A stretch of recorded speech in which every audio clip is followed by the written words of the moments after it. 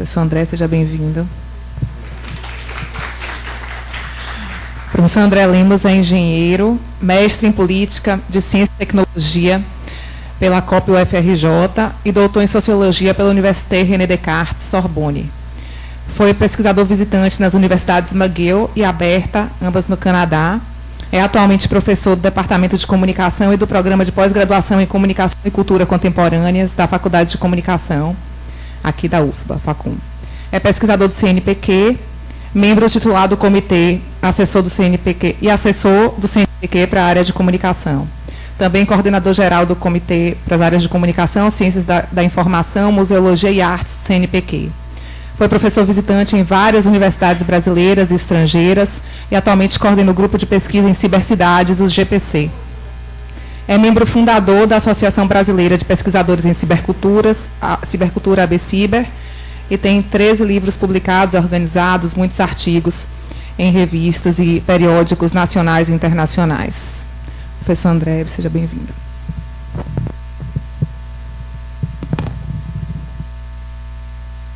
Opa. Ok. Muito obrigado. Em primeiro lugar, queria agradecer o convite e parabenizar pelo evento. É sempre um grande esforço fazer um evento desse porte, ainda mais em 2 anos consecutivos. Então, espero que isso tenha continuidade e que seja um evento de longo alcance. Eu queria dizer que é uma honra fazer parte desse dia aqui. Hoje pela manhã eu tive a oportunidade de acompanhar os debates. O finalzinho da manhã eu tive que sair, mas acompanhei pela internet, a transmissão está muito boa. Então parabenizo também aos organizadores e ao pessoal aí da Rede UFBA, que está fazendo esse streaming aí em alta qualidade. E dizer que infelizmente eu não vou poder ficar amanhã. Eu gostaria muito de participar amanhã, e principalmente de participar da festa que o professor Zé Carlos prometeu comparecer e ficar até a última música. Eu adoraria ver isso, mas infelizmente eu não vou poder estar aqui, mas ele prometeu, vocês podem cobrar ele, que ele estará presente na festa de encerramento do evento.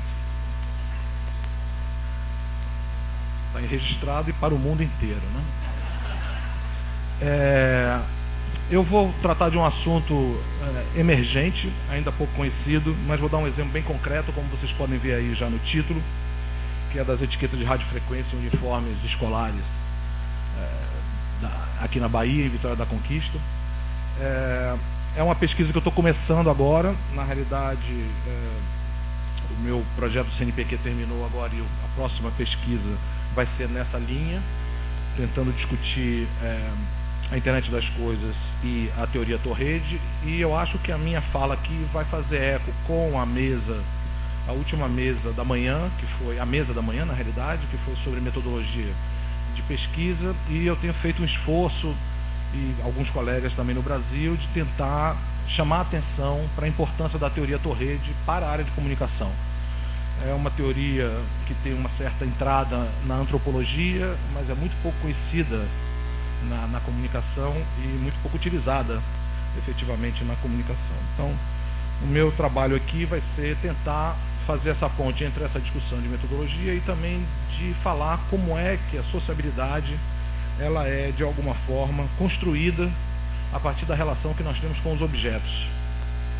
E a minha tese aqui vai ser muito simples. O que se chama de internet das coisas tem sido, de alguma maneira, dotar objetos corriqueiros ou objetos virtuais, mas eu vou me ater mais aqui a objetos do cotidiano, de potências infocomunicacionais, mudando a sua constituição e, consequentemente, alterando as relações sociais que aí se estabelecem a partir desses objetos.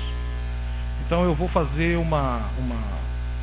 para chegar nessa discussão sobre as etiquetas de radiofrequência, que é a internet das coisas, eu vou fazer um desvio, na realidade, eu vou discutir um pouco o status dos objetos e vou mostrar como é que essa nova potência infocomunicacional acoplada aos objetos altera a sua relação e traz aí questões éticas, políticas, ou mesmo ligada à moral dada a essa mudança. Tá? Então eu vou pedir atenção e também uma certa paciência, porque eu vou tentar navegar por esse tema num primeiro momento sobre os objetos, internet das coisas, teoria Torrede, eu vou chegar no finalzinho. Tem alguns vídeos aqui, se eu tiver tempo, eu vou mostrar alguns vídeos para vocês, pelo menos um ou dois, para ficar mais claro o que é isso, internet das coisas. Eu ia fazer apenas uma conferência, mas acabei desde segunda-feira, acabei escrevendo um artigo que eu vou mostrar aqui para vocês, está em construção, né, mas acho que serve para a nossa discussão aqui.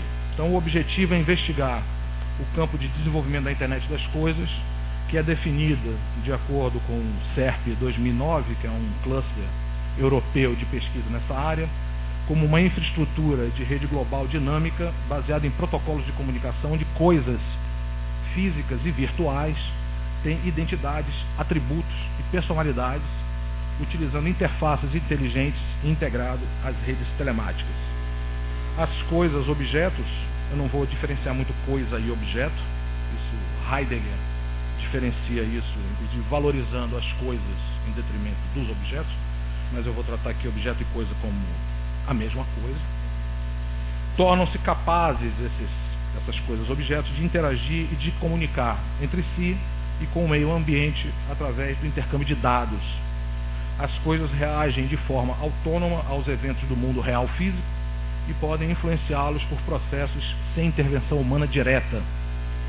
O novo campo da internet das coisas, ou da IoT, eu vou falar de agora em diante IoT, que é Internet of Things, reúne questões assim, técnicas e sociais. Durante o ano de 2008, o número de coisas ligadas à internet excedeu o número de pessoas no planeta. Estima-se que hoje haja mais de 6 objetos para cada pessoa conectados no mundo. Por ser um arranjo econômico, social, político e comunicacional, a IoT é um campo privilegiado para a aplicação da teoria Torrede, que eu vou chamar de agora em diante de TAR. A TAR busca identificar as mediações que se estabelecem na associação entre atores humanos e não humanos. Para a TAR, o social é o que resulta dessas associações. O objetivo aqui é compreender as consequências morais, éticas e políticas dessa comunicação das coisas em curso com os projetos de IoT, a partir da análise de uma experiência com RFID, que é um sensor, uma etiqueta de radiofrequência, em escolas na Bahia. Na primeira parte eu vou discutir a essência dos objetos e suas qualidades, quando os mesmos passam a ter uma nova funcionalidade, a infocomunicacional. Na segunda parte eu vou apresentar os principais conceitos, tipos e características da IoT. Na terceira eu vou mostrar a TAR como sendo uma ótima escolha teórica, uma ontologia e também uma metodologia para analisar esses projetos. E por último, eu faço uma análise dessa implementação de etiquetas de radiofrequência no escudo dos uniformes dos alunos em uma escola municipal em Vitória da Conquista, aqui na Bahia, que é a primeira no Brasil. Mostrando como uma nova qualidade dos objetos traz à baila questões técnicas, mas também sociais, pedagógicas, policiais, alterando regimes de sociabilidade. Um objeto sensual, com novas qualidades sensuais, nos convoca a repensarmos as suas qualidades reais. Coisas e objetos. Nós fizemos agora recentemente um evento chamado A Vida Secreta dos Objetos, com pesquisadores importantíssimos, como o Brian Harman, que fundou o que ele chama de ontologia orientada a objeto, com o Bruno Latour, que é o expoente da teoria Torrede, com o Richard Grusin, o Zielinski e outros pesquisadores nacionais também, o Érico Felito, o Vinícius Andrade Pereira, e a questão era como desvendar os objetos. Os segredos dos objetos nunca são revelados. Só podemos ver trajetórias e compreendê-las nas associações. Objetos são sempre múltiplos, portadores de funcionalidades, de affordances, de agências, mas também de memórias, comportamentos, sentimentos. A sua existência é só em parte percebida pela nossa experiência, pelos nossos sentimentos ou pelo pathos. Objetos estão sempre associados a outros objetos e outros componentes que formam a sua estabilidade enquanto uma caixa preta. Uma xícara, um computador, uma caneta Bic são objetos compostos de muitos outros objetos, remetendo a funções e experiências diversas. Eles se estabilizam em uma unidade, mas basta um problema acontecer para que as suas redes tornem-se visíveis e os pedaços revelem outros objetos vinculados a outros objetos. Olhem para os objetos ao seu redor e tentem visualizar, abrindo as suas redes associativas, onde eles começam ou terminam.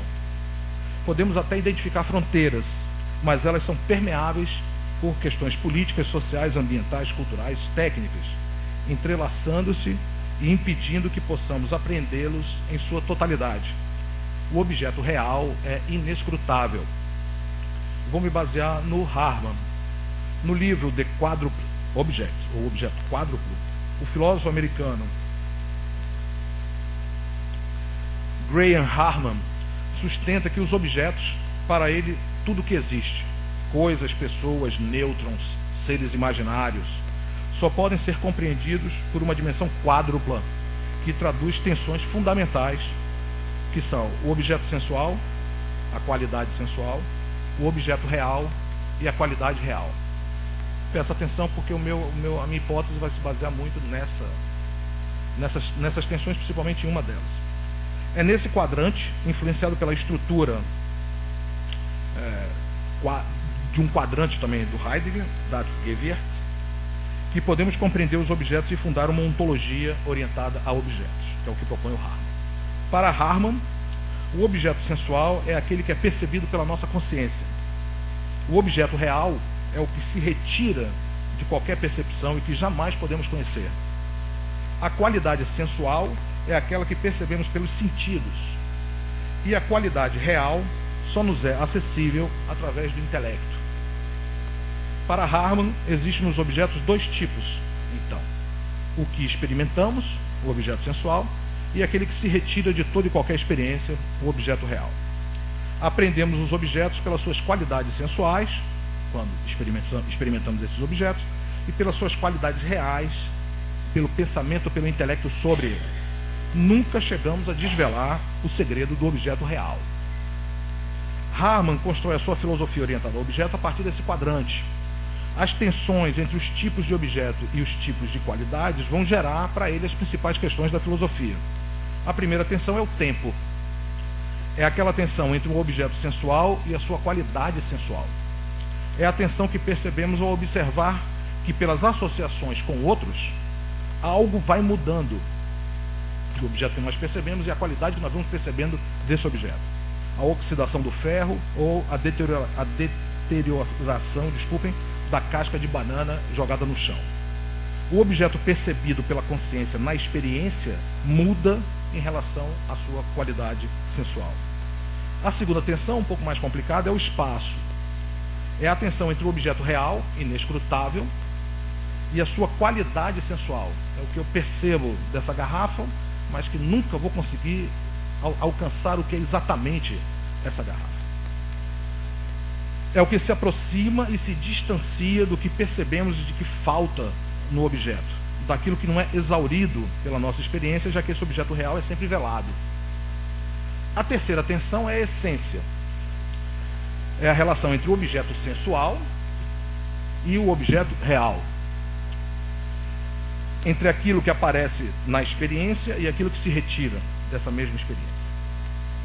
A quarta tensão é o eidos, ou aquilo que se vê, a forma, a aparência, a ideia, o tipo, a natureza do objeto. Que é o que emerge da relação entre o objeto sensual e a sua qualidade real. Uma garrafa serve para conter coisas. Do que é aprendido pela nossa experiência e sua qualidade intelectualmente inferida. Que é esse quadrante aí que vocês estão vendo, e aí ele associa a grandes filósofos, Russell, Heidegger e Leibniz. Isso vale para todos os objetos. Olhe para uma xícara, vemos aqui todas as tensões. O seu envelhecimento, o tempo, que é a relação entre a sua objetividade e a sua qualidade sensual. O que ela é, A essência, na tensão entre o que ela aparenta para a nossa experiência e aquilo que ela subtrai do que é uma xícara. E o espaço como essa distensão entre aquele objeto em sua realidade inescrutável e a sua qualidade sensível.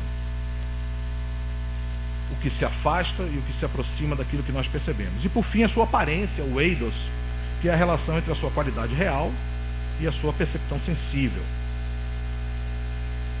Eu não vou fazer aqui, obviamente, nenhum exercício muito profundo de filosofia, mas isso vai ser fundamental para compreender a mudança. O que me interessa aqui é como é que os objetos mudam a partir do momento em que eles ganham uma nova função. A partir do momento em que essa garrafa começa a se conectar com outras coisas, que já não está mais nem na aparência, nem na qualidade sensual, e vai alterando para a sua qualidade real. Vamos por partes. A questão importante, essa é uma questão importante que é trazido pela internet das coisas. Eu acho que talvez seja a questão fundamental da internet das coisas. E é essa mudança que vai alterar os regimes de sociabilidade que vão se instaurar a partir desses objetos. Ou pelo menos é isso que eu quero destacar aqui. Como pensar, então, os dois tipos de objetos, os sensuais e os reais, ou sensual e real, os dois tipos de um mesmo objeto, bem como as suas qualidades, sensual e real, a partir do momento em que esses, os objetos, passam a ganhar uma capacidade inédita, uma potência infocomunicacional em rede, comunicação e agência à distância, uma comunicação das coisas em regime de redes telemáticas planetárias, gerando ações por delegações a humanos e não humanos. Como compreender que essa xícara hipotética, que agora está na minha mesa, muda enquanto objeto sensível e suas qualidades ao ganhar poderes, vitalismo, animismo, de pensamento que o objeto ganha vida, infocomunicativos. Imagine que agora, ao ser esvaziada do seu líquido, ela pode solicitar a uma cafeteira, em um outro lugar, a produção de mais café.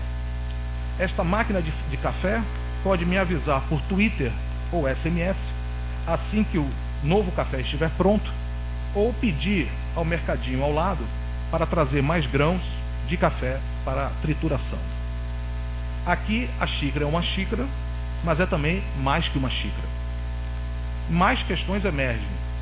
Como identificar, em meio a uma crescente hiperconectividade das coisas, a internet, se um objeto está enviando ou não informações, mediando outros humanos e não humanos, e tomando decisões, delegações dos humanos e não humanos, se essas características são invisíveis e ainda fora da história do hábito desse mesmo objeto. Como poderia, ao ver a xícara sobre a minha mesa, saber que por trás desse objeto outra função aparece?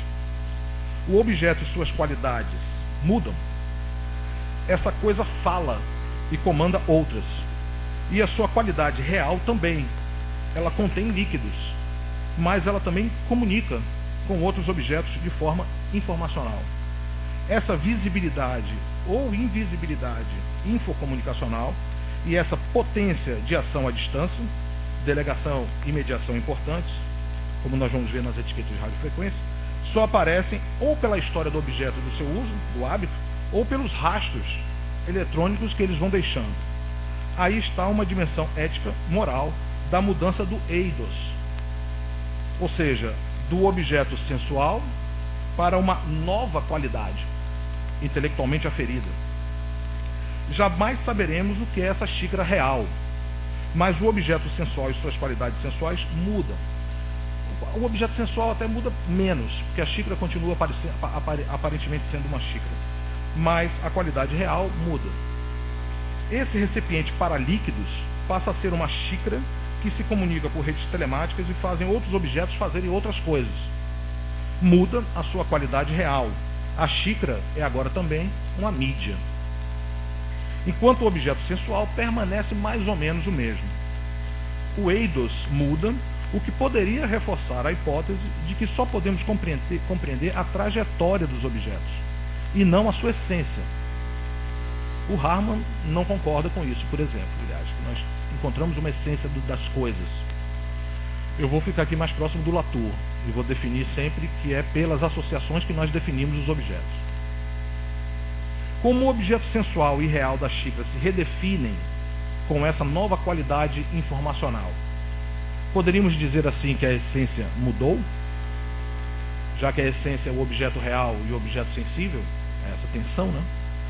Na internet das coisas, na IoT, a xícara continua a sua trajetória, ampliando de forma infocomunicacional a sua ação sobre outros agentes humanos e não humanos. Não é uma novidade essa comunicação. Todo objeto comunica de alguma forma, porque ele troca e se associa. Por exemplo, a passagem do tempo é essa forma comunicativa de troca com outros objetos do ambiente, e por isso ela vai envelhecendo a relação do objeto sensual com a sua qualidade sensual. Mas com a IoT, trata-se agora de uma outra forma de comunicação das coisas, uma comunicação informacional por protocolos de conexão, seguindo a algoritmos e performances, criando delegações, mediações, intermediações e estabilizações nas associações. Todos esses termos são termos da teoria torride que eu vou explicar mais adiante. Essa me parece ser uma das questões centrais da discussão sobre a internet das coisas. Como compreender as novas qualidades dos objetos do seu novo eidos, já que essa mudança acarreta consequências importantes nas relações sociais, técnicas, conversacionais, culturais, pedagógicas, ambientais. Melhoria da eficiência da gestão das coisas, questões de logística e automatismo industrial, de pessoas, questões de mobilidade, ações e perfis, de comportamentos os mais variados, vigilância, controle e privacidade, foi muito perguntado a Raquel hoje pela manhã sobre essa discussão, do ambiente, monitoramento das condições climáticas, etc. Em todos os casos, de todos os projetos de IoT, tanto os já implantados como em implementação, o que vemos são objetos sensuais, corriqueiros, um parafuso, uma placa de carro, uma camiseta ou um sapato, dotado de novas qualidades, não imediatamente perceptíveis na experiência, mas performáticos, com impactos importantes nas formas de associações entre humanos e não humanos. Já que não podemos revelar os segredos dos objetos, a sua dimensão real, nos caberia então, que é o que eu estou tentando fazer aqui, problematizar suas qualidades reais, seu eidos, e pensar nas associações propostas em suas dimensões políticas, morais e éticas. Este é, ao meu ver, o terreno de discussão da internet das coisas. Bom, o que é a internet das coisas?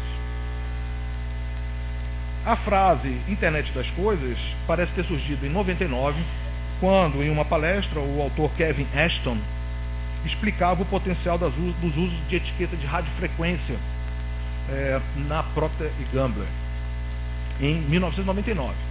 10 anos depois, ele vai afirmar, eu não vou aqui, eu tenho várias citações, mas eu vou pular, que o importante não são as coisas, são as pessoas. Então, o que é importante que a internet das coisas seja a internet das pessoas.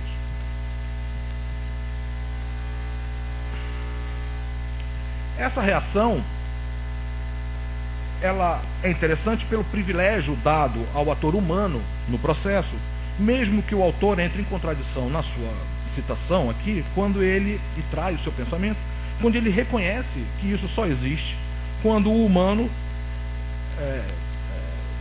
tecla num teclado, aperta um botão, faz um escaneamento digital, usa um código de barra, servidores, roteadores, etc. Então, embora o humano nunca parece totalmente livre na sua própria afirmação. Ora, uma ação puramente humana nesse e em quase todos os domínios, porque pensando se teria algum domínio,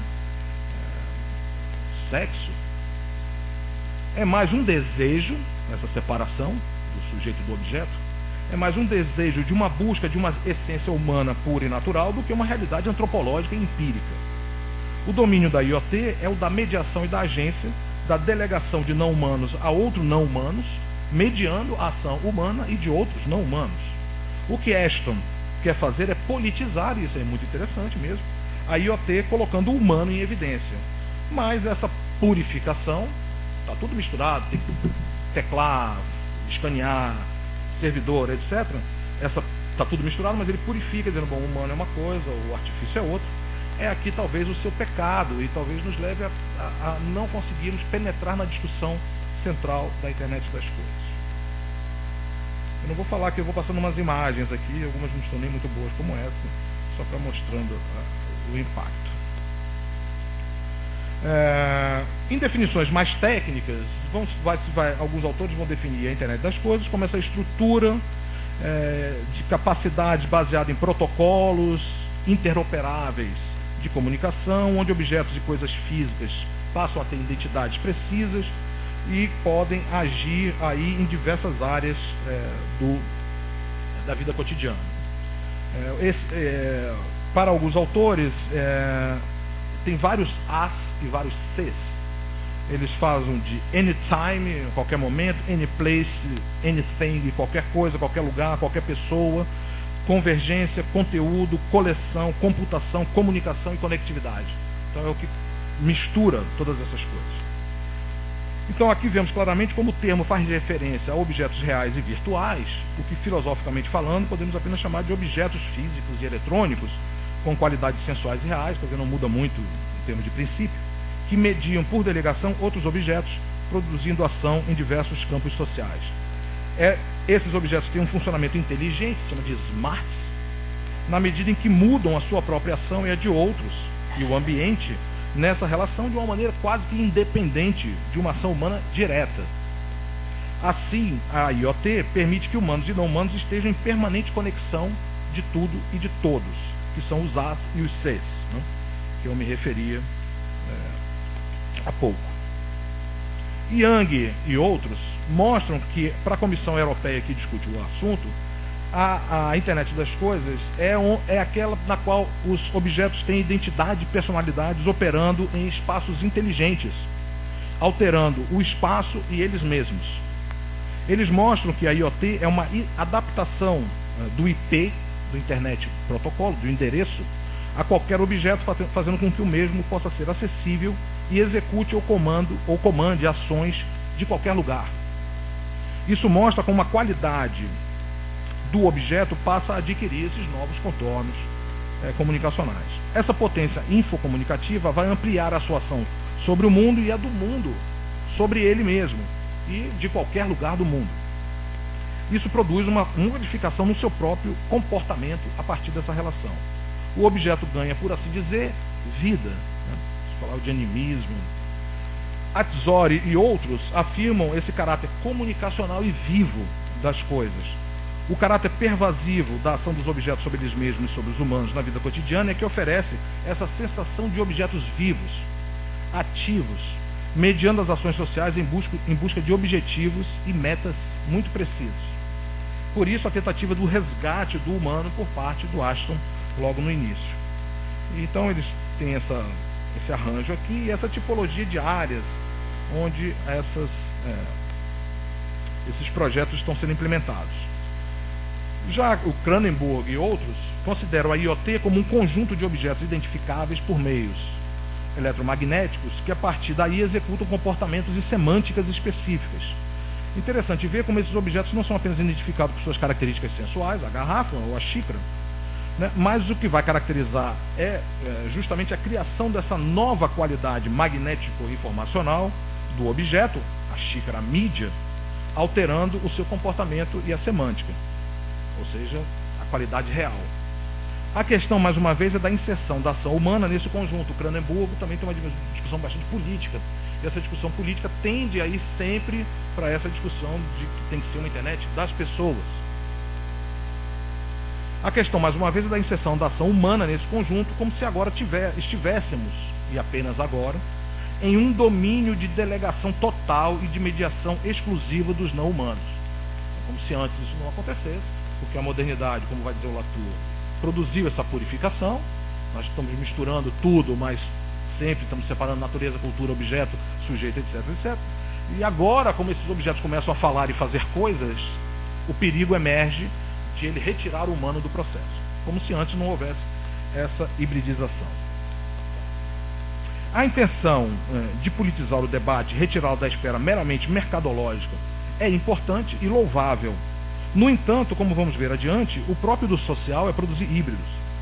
Devemos compreendê-los, esses híbridos, para revelar as associações que são produzidas entre objetos, processos, comunicação, sujeitos. Por isso, a teoria Torre-de-Attah é interessante para pensar a IoT. Eu vou voltar a isso daqui a pouco. E por último, o Uckerman e outros ressaltam a relação com a ubiquidade e com a pervasividade ou a inserção dos objetos nas coisas dessa atual fase da computação, mas diferenciam, mais uma vez, a IoT desse domínio, o que eles chamam, esse domínio anterior, de Internet of People. Mais uma vez, a expressão reforça diferenças e polarizações que devem ser superadas para o entendimento do social, enquanto associações entre humanos e não humanos. Pensar na internet das coisas e dos humanos não ajuda a compreender os novos objetos, nem mesmo esse novo campo do desenvolvimento industrial, que é disso que se trata, uma potência industrial gigantesca. Na realidade, não há internet de pessoas, assim como não há internet das coisas, né? Só há uma internet híbrida, formada por mediações, delegações e estabilizações as mais diversas entre humanos e não humanos. Eu costumo dizer que não há nem mesmo internet, né? Porque essa coisa é uma visão apenas abstrata, né, que nos permite falar de alguma coisa, mas no fundo o que existe são as associações que efetivamente se realizam, como eu vou explicar mais adiante. O social é justamente isso. O que chamamos de IoT nada mais é do que uma forma de comunicação eletrônica entre objetos, dotando-os de capacidade performativa infocomunicacional. Não é a novidade da ação que deva ser destacada aqui, mas a sua qualidade. Então, eu volto para a qualidade dos objetos. Não é o aparecimento de objetos mediando humanos, mas antigos objetos com novas qualidades, produzindo novas associações que devem ser por nós entendidas, politizadas, pensadas sobre o seu lado ético, moral, social, cultural. Não é a novidade da ação que deve ser destacada assim, mas a qualidade. E revelando novas qualidades dessa relação, desses novos, velhos objetos e associações. É essa que me parece ser a questão central da internet das coisas. Como eu tenho tempo, eu vou mostrar alguns vídeos para vocês terem uma ideia do que é isso. Tá? O som não está funcionando, não chega aqui o cabo, eu vou colocar o microfone aqui no iPad e vou mostrar rapidamente alguns exemplos.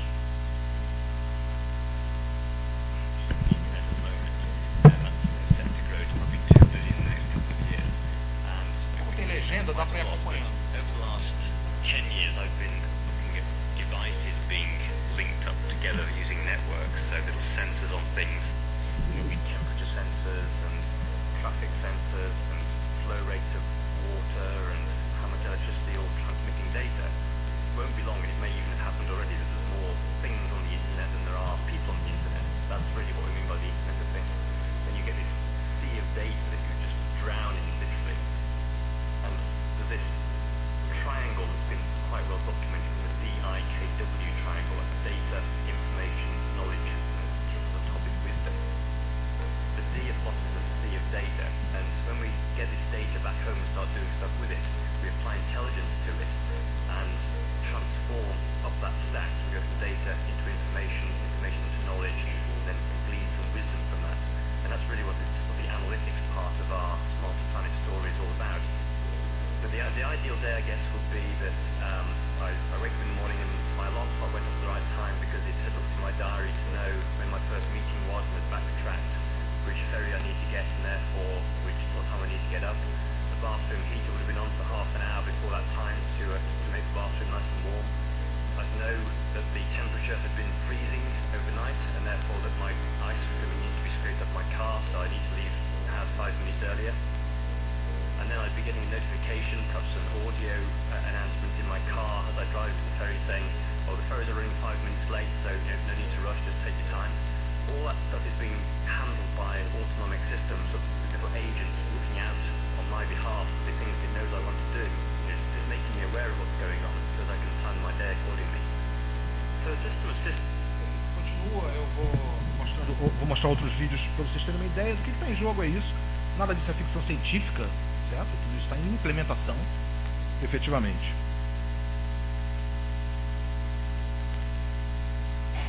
The class was cancelled. Furthermore, this information, imagine everything was linked. Let's say a professor at the university is not feeling well and calls in sick. An automatic system at the school could send an alert to all the students that the class was cancelled. Furthermore, this information is passed on to a system that adapts my agenda.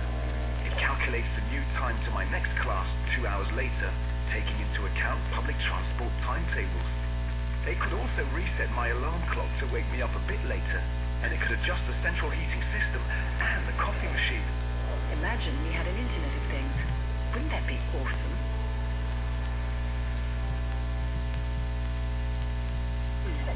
If that person is not available, imagine everything was linked. Let's say an elderly person forgot to take a pill prescribed by the doctor. This could trigger an alert warning a family member on their mobile phone. If that person is not available, it would make a call to a second family member.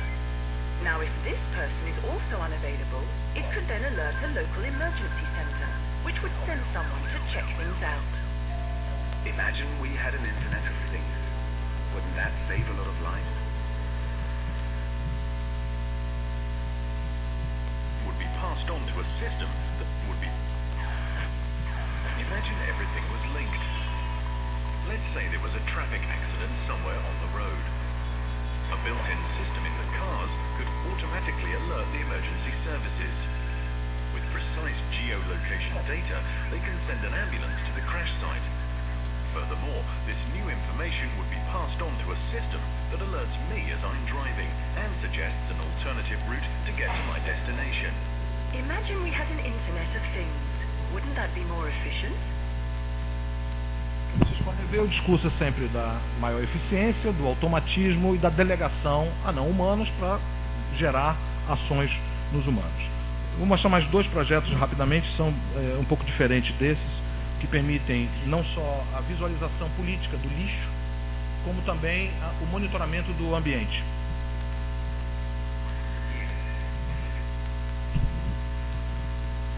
Did you ever wonder what a tree would have to say if he could talk? Não tem legenda, mas na realidade é uma árvore em Bruxelas, This tree has been living que in é Brussels for over 100 conectada por years. vários sensores, He goes etc. there every day.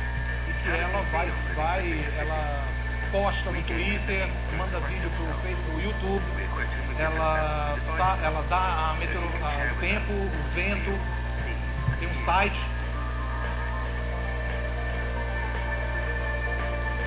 Isso permite monitorar o ambiente desse determinado lugar em Bruxelas. Tem um site, talkingtree.net, eu acho, ou .com. Então, todos os objetos se conectam, captam informação desse ambiente, reagem a esse ambiente e dão informações sobre the esse tree ambiente. has its own Wi-Fi station. that Várias sends data experiências from mostram both que o devices simples to telefone customers. celular também pode permitir isso. Cada um de nós pode monitorar o ambiente local e produzir essa informação de uma maneira automatizada, dando, por exemplo, o nível de CO2 no meu bairro, por exemplo. Video on Esse é o YouTube, site da árvore. images on Flickr, and Manda sounds imagens on para o SoundCloud. Flickr, vídeo para o YouTube, Twitter, a árvore. Follow the tree's daily life on talkingtree.com. E um último. Essa foi uma experiência que é muito interessante. Eles colocaram etiquetas, na verdade GSM de celular, no lixo, para ver o que acontece com o lixo quando você joga o lixo fora. Então, isso vai monitorando e vai gerando um mapa do trajeto do lixo ao redor dos Estados Unidos. Isso é uma experiência apenas, não é algo que esteja em funcionamento.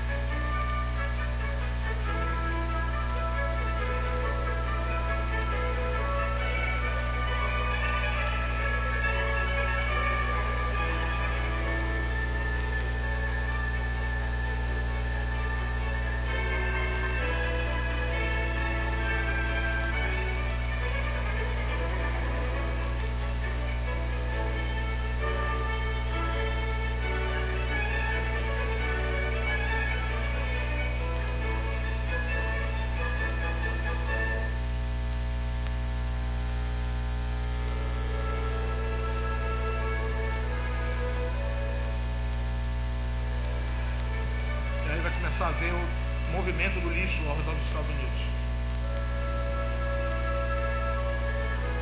É muito interessante politicamente pensar se a bateria do meu celular que eu joguei fora foi para um depósito que recebe bateria de celular ou foi para um outro lugar.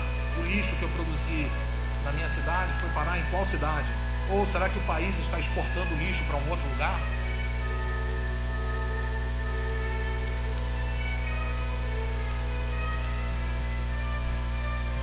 por último, um pouco mais aterrorizante, que é a informação passada por objetos que a gente pode usar. Um sapato, uma paletó, telefone celular, etc., que podem monitorar as pessoas, o movimento das pessoas, por onde elas passam, o que elas fazem, o que elas compraram. Quer dizer, o sonho do marketing, da publicidade, é isso aí, né? Monitorar esse movimento e saber exatamente o que cada um está fazendo. Cada etiqueta dessa que cola no objeto, ela tem uma identificação única. Então você sabe exatamente quem. Quer dizer, no caso de uma roupa é um pouco mais difícil. Eu posso emprestar a minha roupa, mas o sapato, por exemplo, é um pouco mais complicado. Se a gente empresta meu sapato, né? Então, essa também é uma possibilidade de monitoramento, né, do que as pessoas fazem a partir de coisas que estão emitindo informações. Houve vários problemas nos Estados Unidos. Foi criado um site chamado Spyships, de duas professoras americanas, que mostraram como algumas empresas estavam colocando essas etiquetas nos objetos corriqueiros, uma pasta de dente, uma roupa, etc., sem avisar as pessoas. É isso que é essa mudança da qualidade sensível sendo invisível, ou da qualidade real sendo invisível no objeto sensível.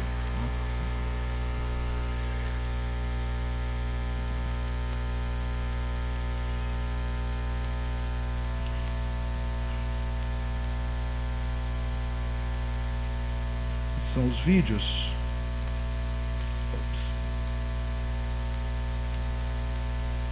Então, a proposta é como é que nós entendemos isso, e eu acho que a teoria Torrede é importante para isso, mas também para a área de comunicação como um todo, que é muito pouco conhecida. Uma teoria que pressupõe uma ontologia plana, ou seja, considerar para análise do social as ações como hierarquicamente equivalentes entre humanos e não humanos, e que torna aparente as diversas associações entre esses atores, revelando suas redes, parece ser muito oportuna para a fase atual da IoT. Precisamos de uma teoria do social que pense o híbrido, as mediações, as traduções, as purificações e as estabilizações para compreender, fora de estruturas ou grandes frames explicativos, a priori, a cultura digital.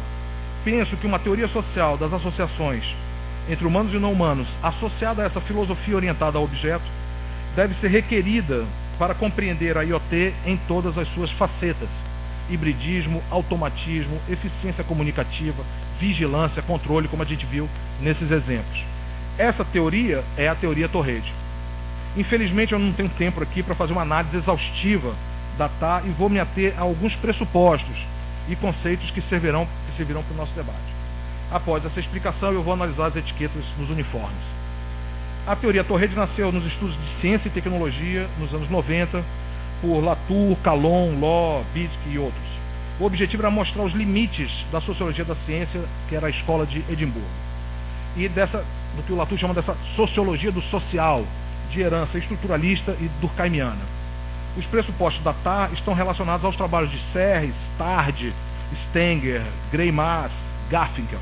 Então tem um pé muito forte na etnografia, na antropologia e nessa sociologia, digamos, na monadologia.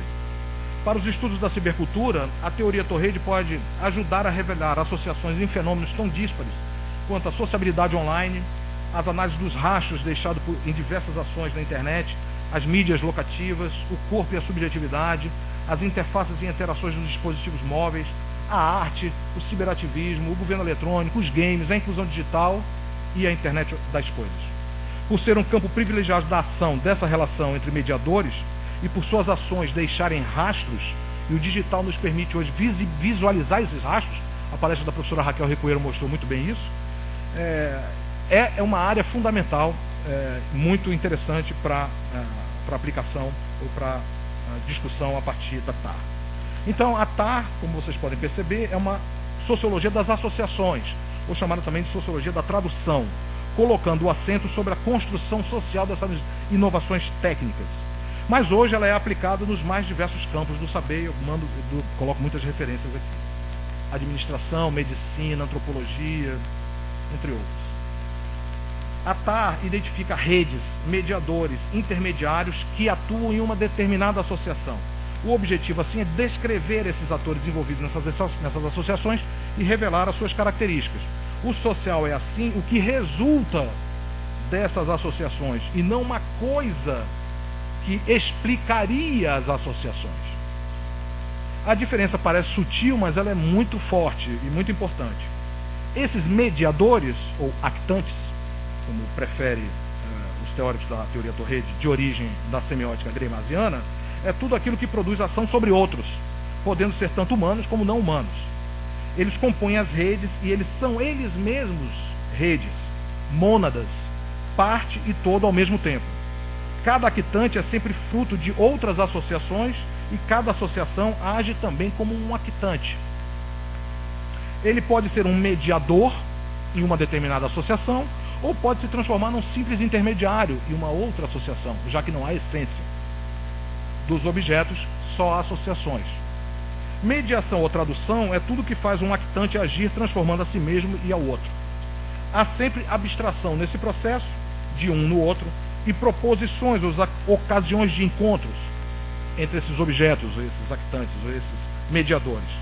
A mediação-tradução é, assim, a capacidade de um actante manter um outro envolvido, modificando e reinterpretando seus interesses. Ela, a mediação, é comunicação, é produção de sentido, é percepção, é interpretação e é apropriação.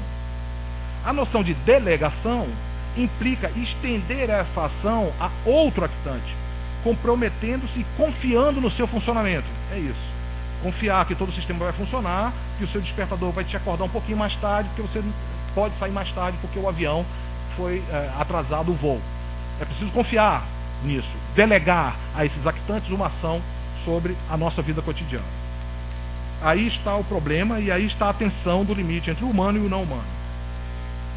Como, por exemplo, essa confiabilidade no sistema a gente encontra o tempo inteiro. No cinto de segurança, no quebra-mola ou num sinal que os carros vão parar, num termostato que vai regular a temperatura, ou naquele sistema automático de SMS da minha xícara que vai fazer com que a cafeteira, a máquina de café, produza mais café, ou compre, ou dê a ordem de comprar mais café. A ação social se realiza nessa mediação e delegação o tempo inteiro. Isso não é uma novidade da internet das coisas. O engajamento dos actantes vai gerar, então, as redes, que vão buscar sempre estabilizar. Sempre. A estabilidade é o que os teóricos chamam de caixa preta. Entidades, dispositivos, conceitos, leis, criadas quando os elementos de um processo agem como se fossem um só e são taken for granted. A lei da gravidade. Até que alguém destrua essa lei, é isso que vale, está estabilizado, o conceito está aí. Os físicos e os cientistas estão o tempo todo checando isso e trazendo novas problematizações.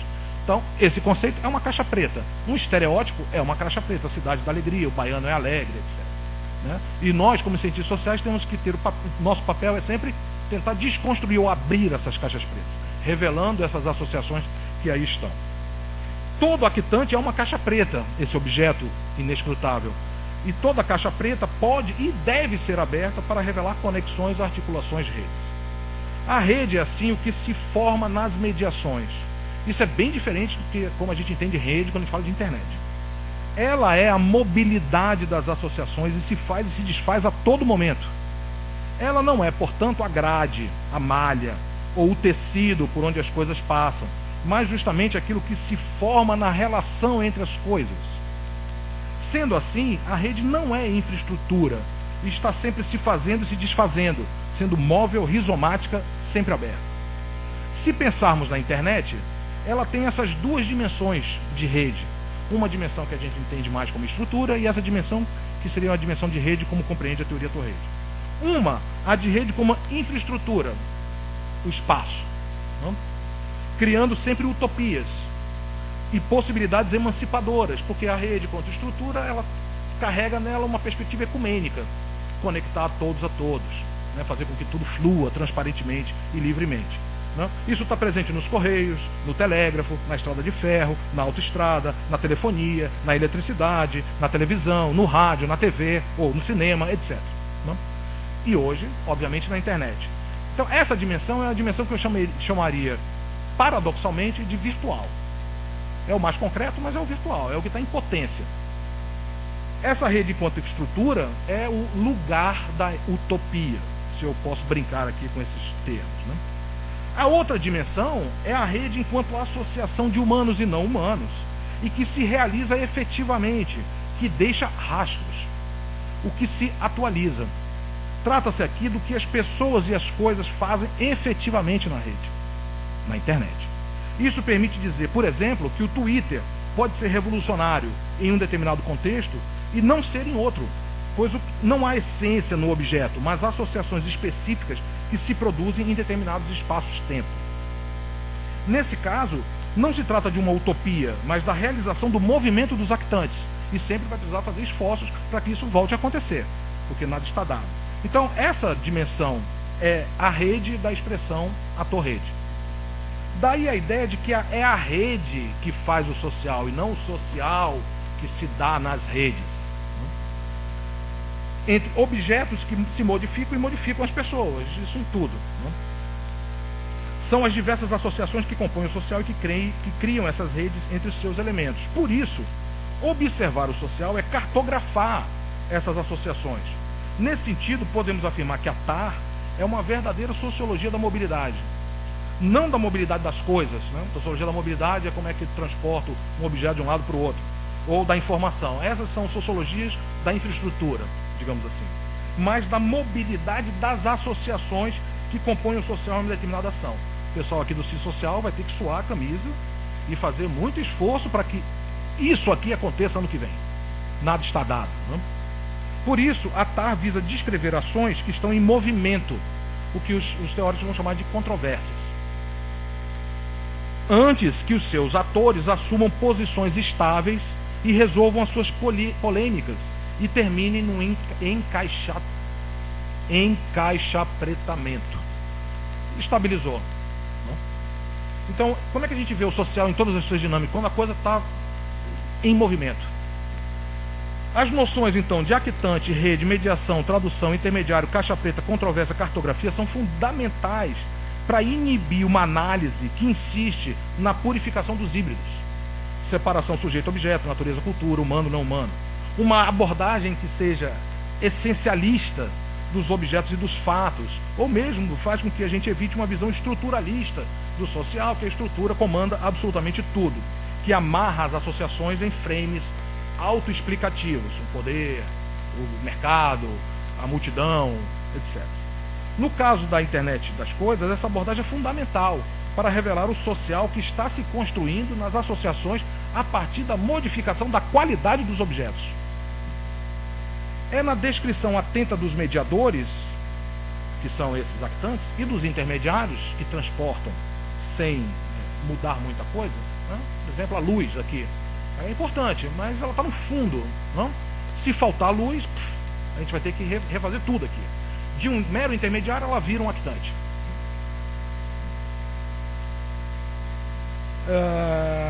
Então, uma descrição atenta dos mediadores, dos intermediários, das redes que se formam e se desformam na estabilização, é que a relação entre agência e estrutura se constitui.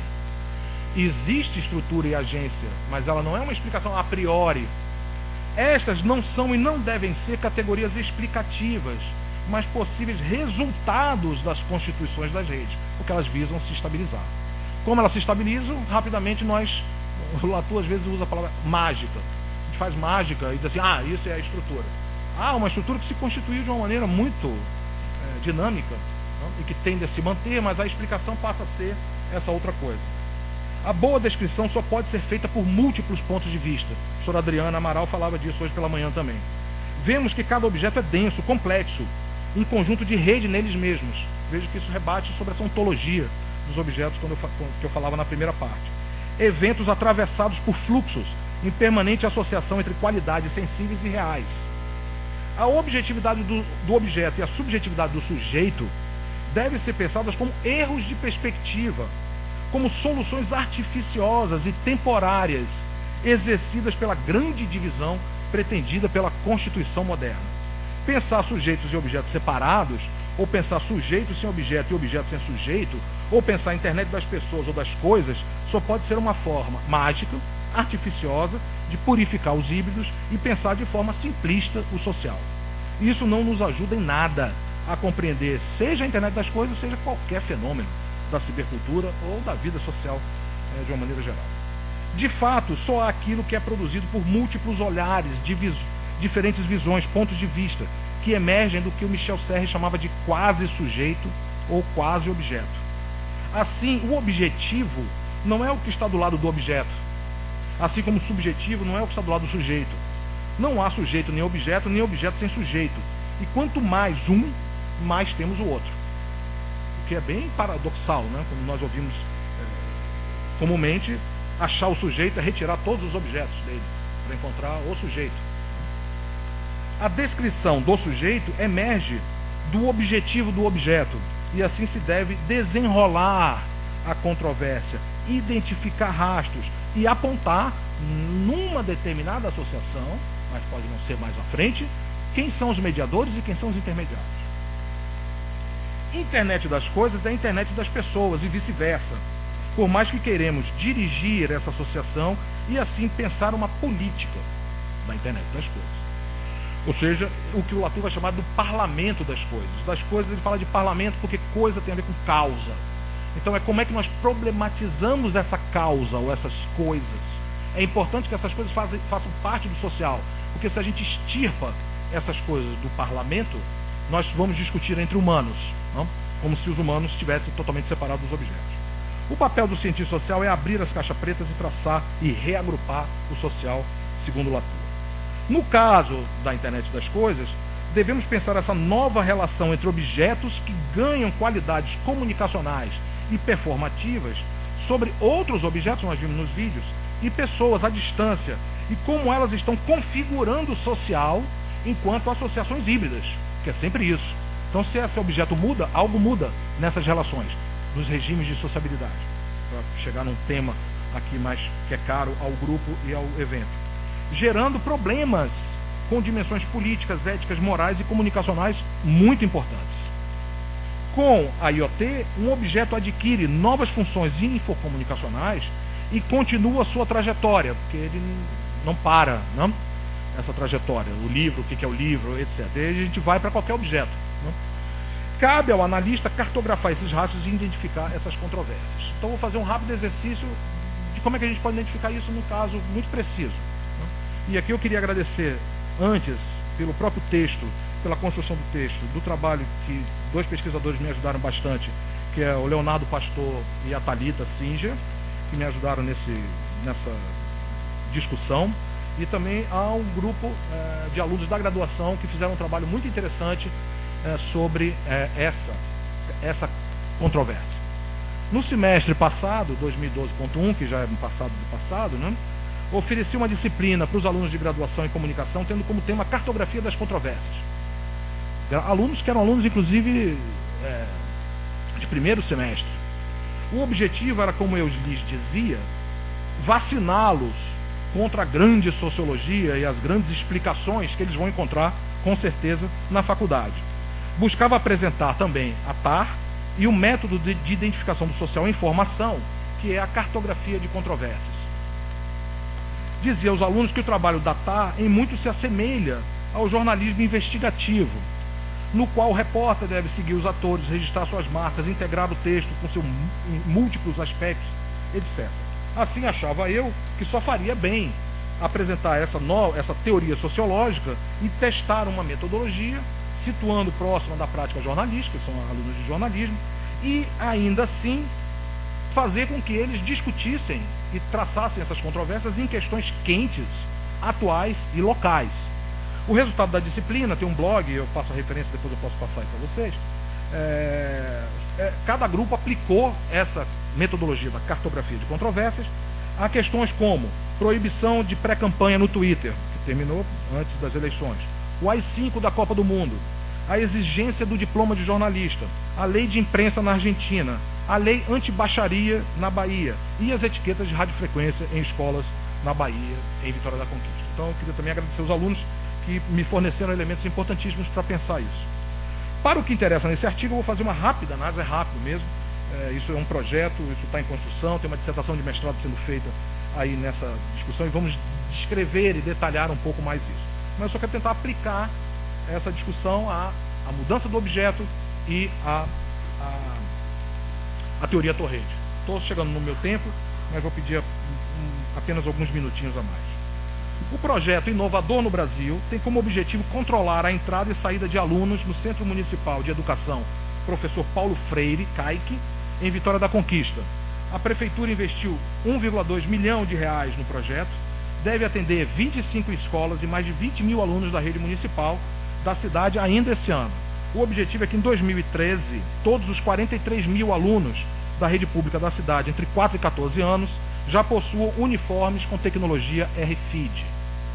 O projeto suscitou diversas controvérsias entre pedagogos, psicólogos, jornalistas, intelectuais, pais e alunos. Esse caso de aplicação da IoT é interessante para mostrar como as controvérsias expressam esse magma social, isso é, o social antes das estabilizações. Para TAR, é importante aproveitar esse momento. E o objetivo é justamente descriptar, né? Ou tirar do script, ou traduzindo para o português, descrever, né? E revelar essas redes. Toda etiqueta RFID possui um código universal. A RFID é cadastrada no sistema da instituição com o dado do estudante e o número do telefone celular dos seus pais ou responsáveis. Um leitor foi instalado na porta da escola. Quando o aluno vestindo o uniforme passa pela portaria, o leitor ativa a etiqueta, que nesse exato momento produz uma informação, entrada, saída do aluno, e como cada etiqueta tem um número, ele é associado a um aluno específico. Assim, ao detectar a entrada e a saída do aluno X, o sistema envia automaticamente um SMS para o telefone cadastrado dos responsáveis desse aluno. Todos os alunos matriculados nesse centro já receberam gratuitamente 2 peças do uniforme inteligente. Podemos dizer que muitos actantes se envolvem nessa controvérsia. Os alunos esquematizaram isso no blog, né? Os humanos e os não humanos, mas eu vou pular. São vários, né? O diretor, a secretária de educação, o prefeito, os pais, as mães dos alunos, os alunos, etc. A empresa que fez o RFID, a prefeitura, as próprias etiquetas, o uniforme, o escudo, o Centro Nacional Municipal de Educação, os leitores RFID, o sistema informatizado, as redes de telecomunicação, a operadora de telefonia, os celulares, a lei de regulação, etc. Muito complexo. As suas relações se estabelecem durante um período de tempo de forma polêmica e controversa. Hoje parece que ela está mais ou menos estabilizada, a gente não ouve mais muito falar sobre isso, mas se a gente cutucar, a gente vai ver que a coisa, ou ainda não, as controvérsias não voltaram, ou elas vão aparecer mais adiante, principalmente quando o sistema começar a não funcionar direito, que é onde as caixas pretas se abrem. Esse sistema, presta atenção, automático, gratuito e compulsório, traz ao debate a relação entre dimensões legais, políticas, educacionais e tecnológicas da internet das coisas. Não é um problema apenas técnico, ou social, ou cultural, ou político, ou policial. Ele revela questões que tocam todas essas esferas. Na controvérsia aqui suscitada, o uso de etiquetas RFID se dá como um artefato técnico, atuando como mediador da relação entre os pais, professores, alunos e escola. O escudo na camisa, onde a etiqueta foi implantada, é aqui um objeto mediador da relação entre os diversos actantes, cuja delegação institui formas morais e éticas de comportamento, que está inscrito ou scriptado no próprio sistema. Interessante perceber no discurso da coordenadora do centro que tudo não passa de uma questão de controle, reforçando estereótipos tanto do determinismo tecnológico quanto da falta de segurança pública. Estes foram os argumentos fortes para a implementação do sistema.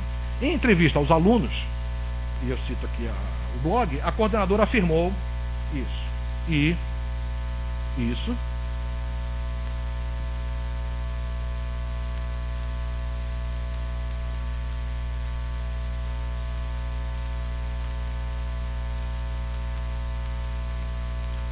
O objeto, escudo do uniforme, ganha assim propriedades infocomunicacionais. E obviamente que não são só funções técnicas, são funções morais, policiais, éticas, etc. Servindo como um mediador de formas de vigilância, controle, monitoramento e comunicação entre alunos, pais e professores.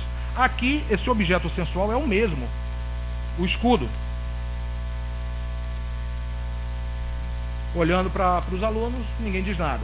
O objeto sensual é o mesmo, o escudo uniforme. E a sua qualidade sensual, que é social também, só é percebida se houver a visualização dos rastros deixados ou a publicização dessa nova função. Vejam que essa é uma questão importantíssima.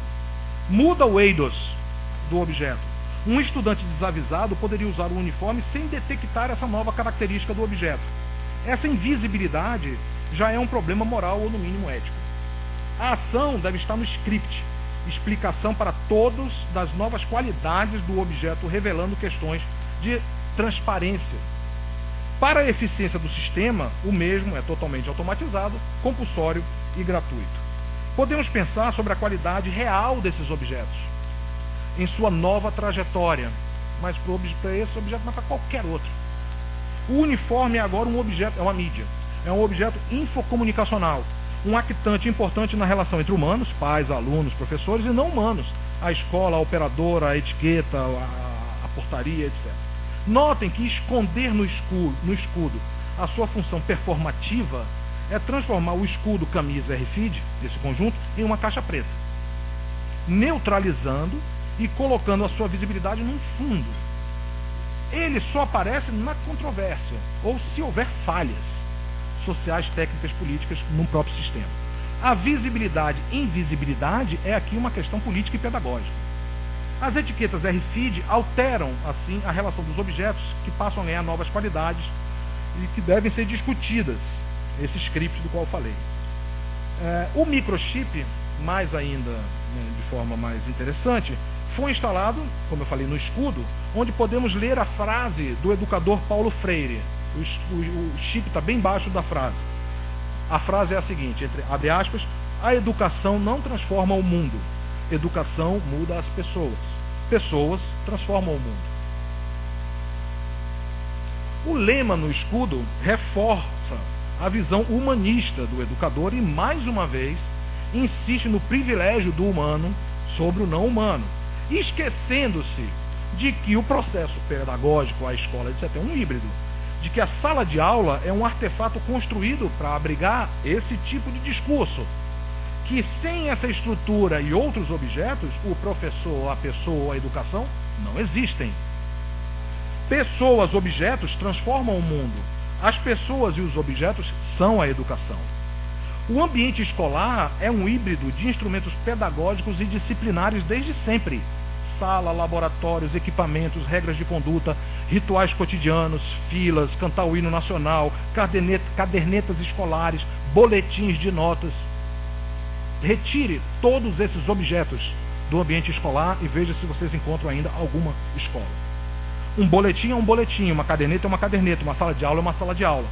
Todos esses objetos têm uma qualidade que se esgota em parte na sua materialidade e na história do nosso hábito em relação a esses objetos. Mas no caso da IoT,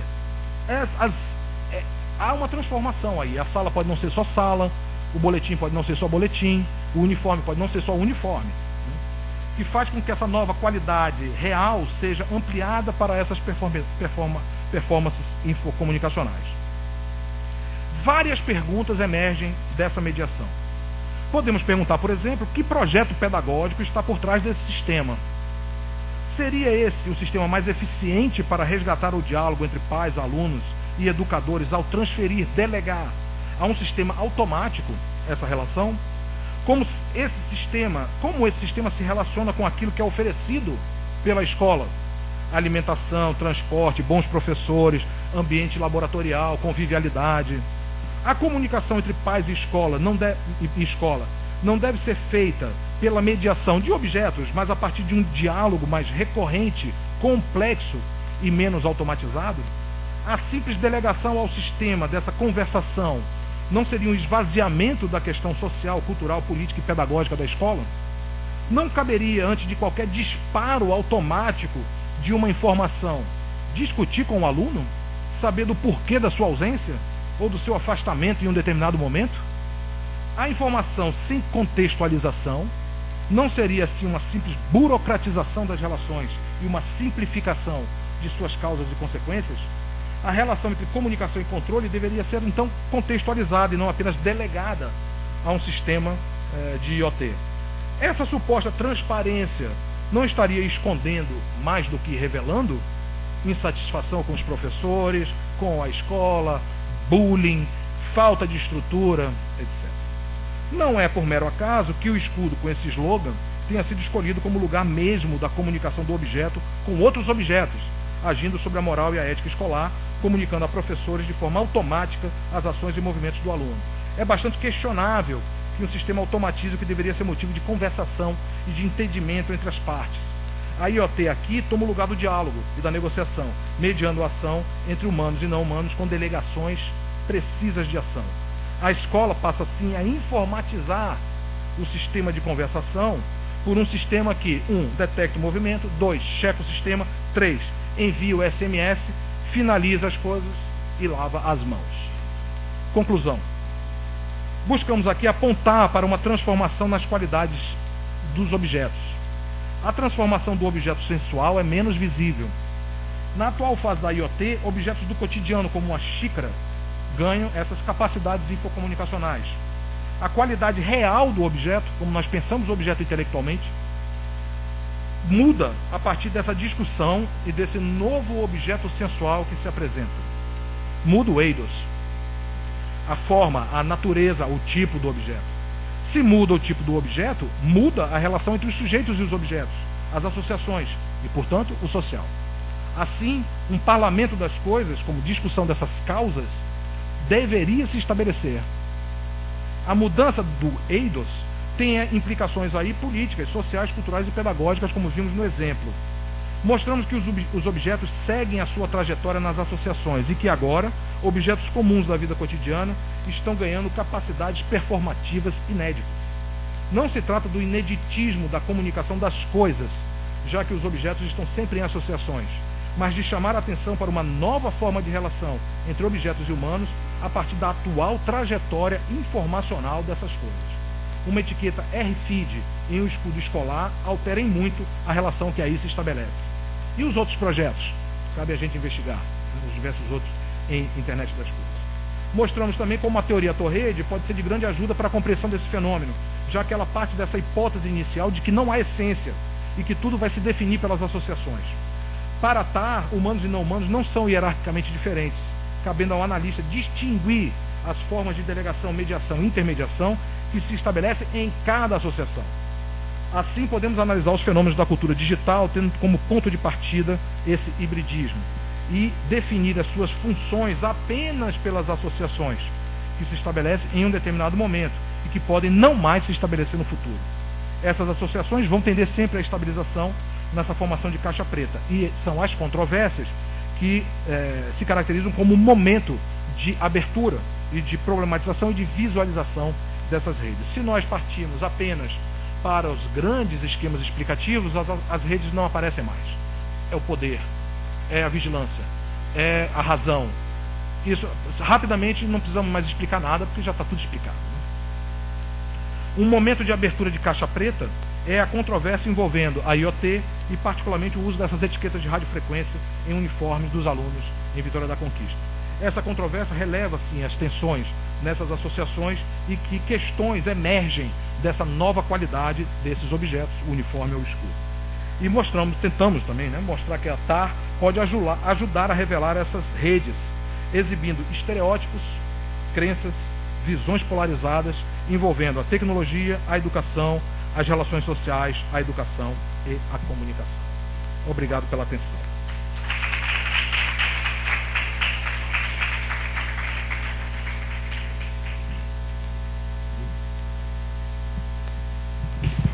Opa, epa.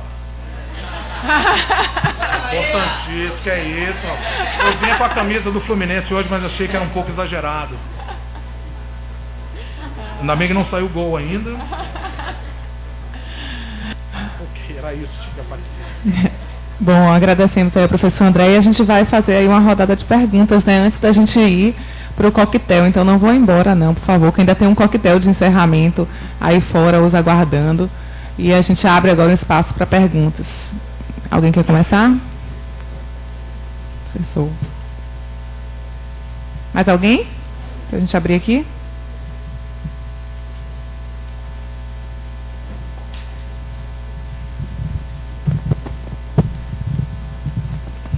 Bom, André, primeiro eu gostaria de parabenizar, né, a sua conferência pela riqueza mesmo de questões que foram abertas, né, foram colocadas. Eu anotei até uma parte, diversas questões depois, disse, olha, eu preciso focar, né, fechar pelo menos em algumas coisas, porque exatamente em função da riqueza, né, da quantidade de coisas que foram colocadas. Bom, você sabe, né, a partir dos nossos diálogos, você sabe muito bem que eu tenho alguma dificuldade de perceber, né, essas ações e essas conexões entre actantes, sem ressaltar a questão do privilégio do ator humano, né? E isso tem muito a ver, né, essa minha leitura, né, essa minha dificuldade, tem muito a ver com essa ideia, que até você comentou em vários momentos, essa ideia de que os antigos, né, isso é fala sua mesmo, né, que em alguns momentos você colocou, antigos objetos produzindo novas associações ou novas qualidades, né, o objeto, e aí é uma fala sua também, que o objeto muda quando muda a sua função, né? A questão que eu coloco, e considerando essa minha leitura, né, a minha dificuldade de compreender como não pode ser privilegiado nesse ator humano, a questão é a seguinte: me parece que para tentar detectar essa mudança da função, e aí me parece que tem outras perguntas que estariam associadas a compreensão dessa mudança. Por exemplo, quando a gente pensa, né, que o objeto muda quando muda a sua função, a primeira pergunta que vem para mim é a seguinte: qual é a função inicial, né, desse objeto? E aí outra questão que estaria atrelada é o seguinte: esta função não seria atribuída pelo ator humano, né, essa função inicial, né? Eu entendo que a função pode ser compreendida como por uma associação que é detectada pelo ator humano e, portanto, sujeita à atribuição de sentidos, né?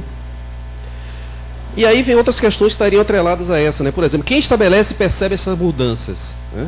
Quais os sentidos atribuídos, e aí eu coloco entre parênteses, pelo ator humano a essas mudanças, né? Eu sei que a proposta da teoria não é averiguar esta questão, né? Mas eu pergunto, é possível compreender essa configuração em rede, não, essas associações, sem levar este aspecto em consideração? E aí eu vou trazer um exemplo também a partir da sua fala, para mostrar como essa dificuldade emerge para mim, né? A questão da árvore que fala, né, que tuita, né, que mapeia, né, manda mensagem, etc. Para mim fica muito claro que há uma diferença muito grande se é uma árvore que tem sensores que faz esses procedimentos, e se fosse apenas uma parede, por exemplo, uma parede também dotada de sensores que pudesse gerar também uma série de informações. Parece, para mim, há uma diferença muito clara aí, exatamente a partir da perspectiva do ator humano. Quer dizer, a leitura que se faz, se é uma árvore que gera esse tipo de informação, me parece que isso gera um determinado tipo de compreensão mesmo, né, de como aquela informação está sendo circulada, né? A gente tende a compreender, por exemplo, a árvore como um ser vivo, etc, etc, etc. Que me parece que seria diferente se fosse apenas um objeto inanimado, objeto que a gente não pudesse fazer, né, essa leitura, né, um pouco mais vinculada à vida, etc. Então, isso me parece que evidencia muito o ator, ou pelo menos o privilégio do ator humano desse processo, né?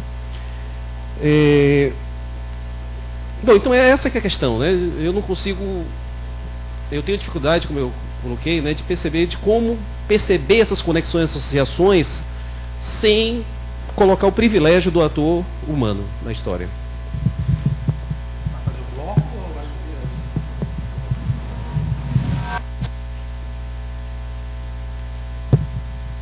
Mais alguém?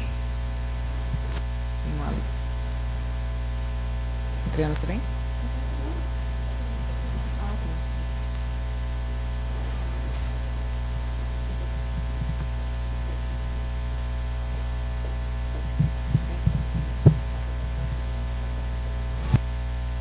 Boa tarde, professor. Obrigada pela palestra. Encontrei algumas chaves interessantes, muito interessantes para o meu trabalho da pesquisa. E a minha questão tem a ver com essas relações que você está trazendo em função dos como as associações no universo dos objetos técnicos gera umas mudanças. As mudanças são geradas a partir das associações, tá?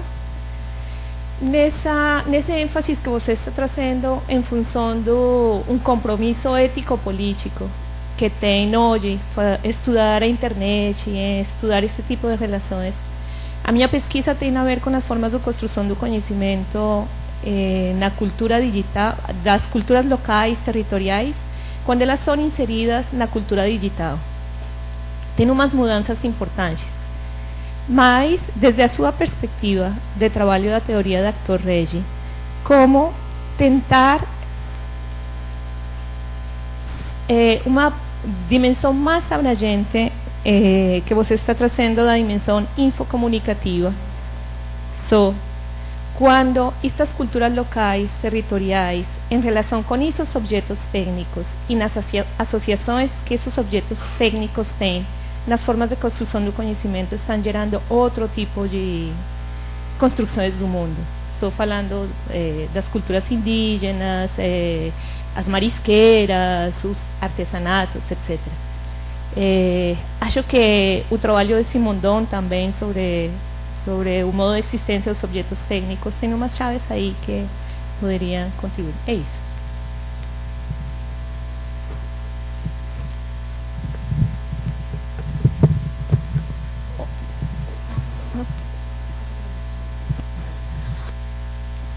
Oi, André. A minha pergunta é a respeito da questão que tu passaste por alto, tu citaste, mas não entraste nessa questão, que é o que me interessa dessa teoria, que é a questão da dimensão performativa, que vai ter essa relação com os afetos.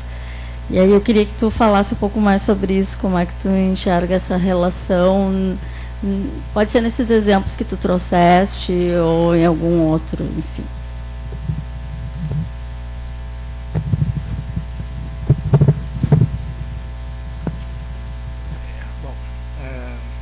Excelentes questões e difíceis, né? Tentar responder. Talvez vou começar pela segunda pergunta, tentar tocar no que preocupa Zé Carlos. Sociedades primitivas não privilegiam o humano.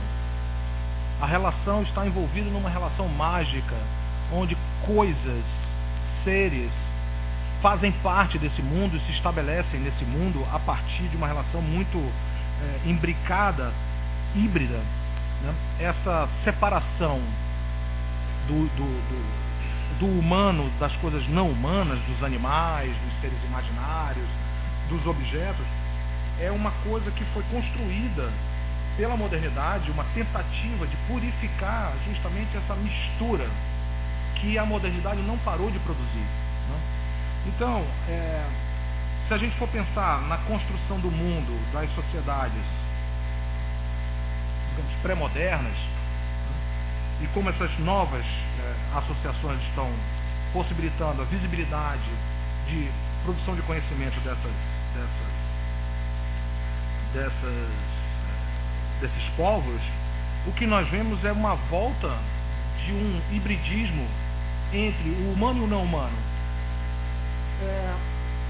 Aquilo que nós conhecemos do mundo, produzimos do mundo, é sempre devedor de uma articulação muito profunda, onde nós não sabemos exatamente se isso começa no objeto técnico ou se isso termina no objeto técnico.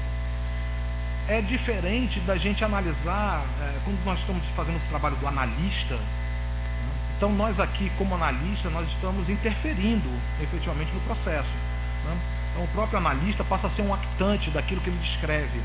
E para a teoria Torredi, a objetividade vem justamente dessa conjunção de várias maneiras de olhar para um conjunto e da negociação que essa análise vai ter perante outros analistas. Então, isso que nós estamos fazendo aqui em parte, é isso. Ao sustentar uma hipótese, que é uma maneira de olhar para o fenômeno, produzindo uma visão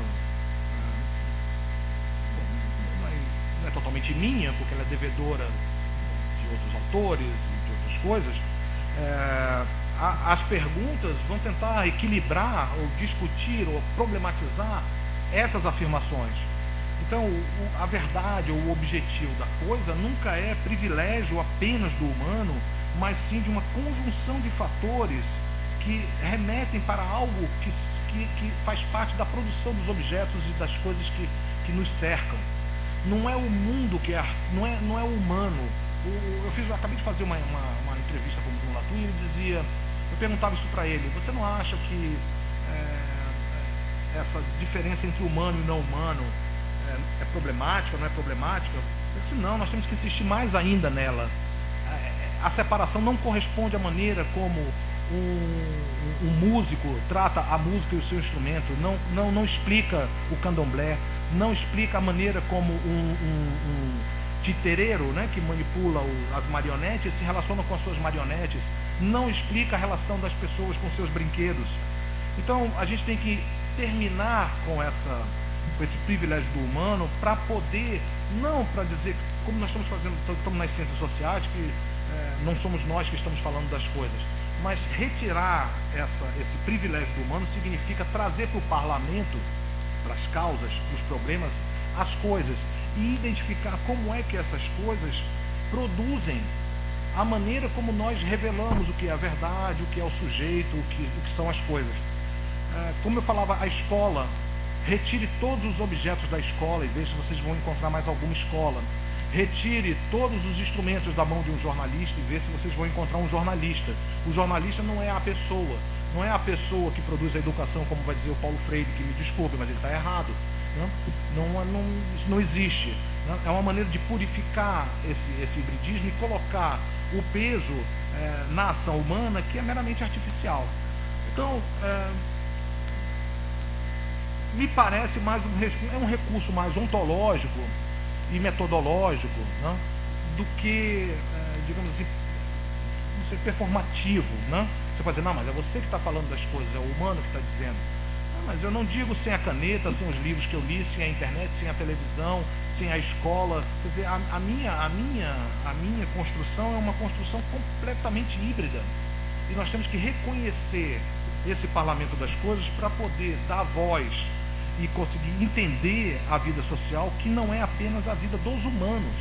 Por isso que o Gabriel de Tarde é bem interessante. Para ele, o social não é apenas do humano. O social se remete às associações, de uma forma geral. Então, eu acho que é importante a gente ter isso no horizonte, como um aviso. Então, o papel do privilégio do humano deve ser compreendido como um parêntese na história da era moderna, onde nós, mesmo caminhando misturado a todas as coisas, tentávamos separar isso. Então essa foi o que o Latour chama da Constituição moderna.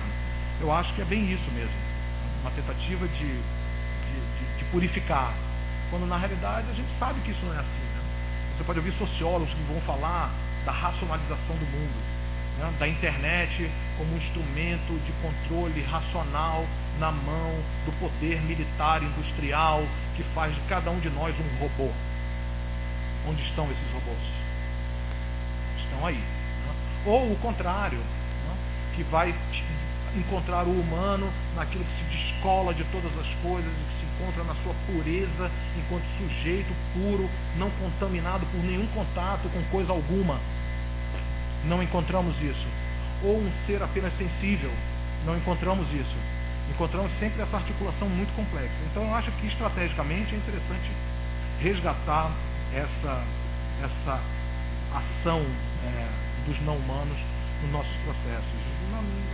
Pensar a mídia, na nossa área na comunicação, é impensável achar que aquilo que nós conhecemos, produzimos, revelamos do mundo está fora de qualquer relação com os objetos, né, ou com as mídias, os instrumentos mnemônicos, as tecnologias do conhecimento e da informação. Então, a definição da parede ou da árvore É a associação é que vai fazer isso, né? Então ela não esgota nem na parede nem na árvore, mas esgota na relação que se estabelece. Poderia ser uma parede, poderia ser uma árvore, poderia ser qualquer coisa. É como nós vamos estabelecer essa relação que vai estar sempre aberta. Então, e para algo que essa articulação, como eu falava na entrevista, acho que me perdi na fala, e na entrevista o que o Latour reforçava essa diferença entre humanos e não humanos, ele falava não é o humano que é articulado e que articula as coisas, é o mundo. É o mundo que é articulado. Nós buscamos num determinado momento trazer essa potência apenas, ou esse privilégio, né, como você diz, para o humano.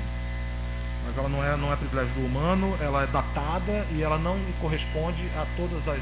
Antropologicamente ela não corresponde às outras culturas. Então ela não é universal, ela não pode ser pensada como uma ontologia.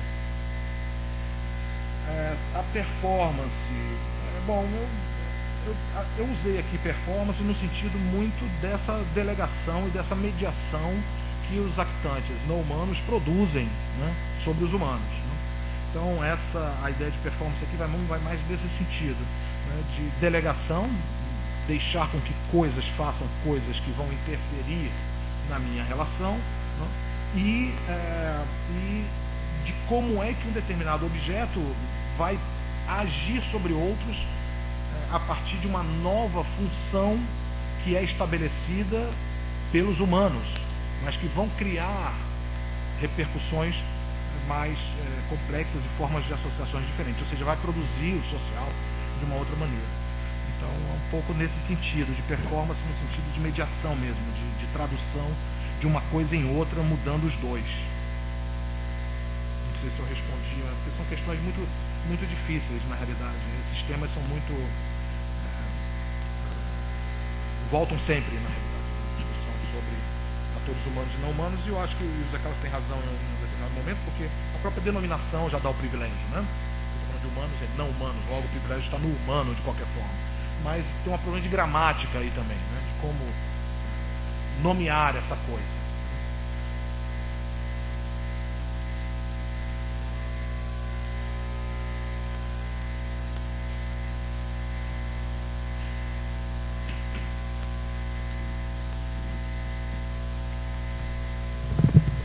Oi, André. Queria que você comentasse um pouco sobre quais os possíveis caminhos, assim, teóricos e metodológicos, em relação ao diálogo da teoria Torrede com a teoria da materialidade da comunicação.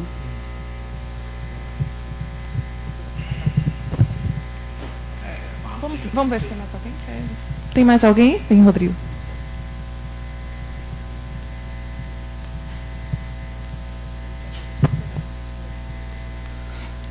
Bom, André, eu não tenho nenhuma maturidade em relação à teoria Torrede, mas fico muito encantado com essa visão de perceber o caráter híbrido das formações do social e até mesmo do que a gente considera como humano. Mas fiquei pensando aqui em várias questões em relação à pergunta do Zé.